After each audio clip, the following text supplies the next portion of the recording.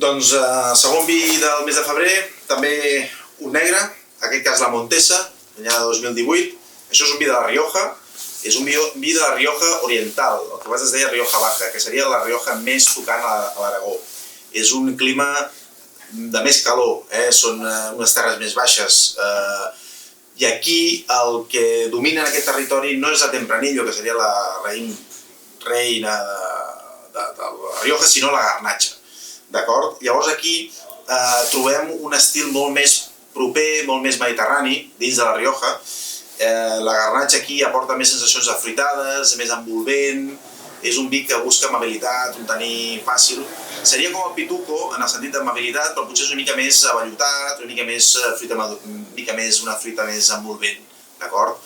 No tanta fruita negra com el Pituco. Per tant, és un vi per prendre amb plats tipus arrossos, carn fredes, embotits. Aquest mes de febrer els dos vins són vins amables.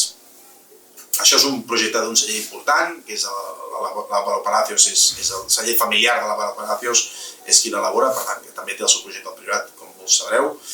I res, aquí el que ens agrada una mica presentar-vos aquest vi és per això, per una mica que us adoneu que la Rioja no només és Tempranillo, sinó que en aquesta part, això és el poble del Faro, d'acord? És la part tocant Navarra i molt a prop de l'Aragó.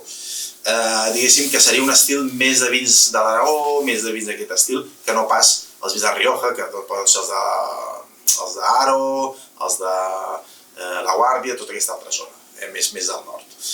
Doncs res, una miqueta era presentar això, aquesta particularitat dins de la Rioja, i esperem que us agradi.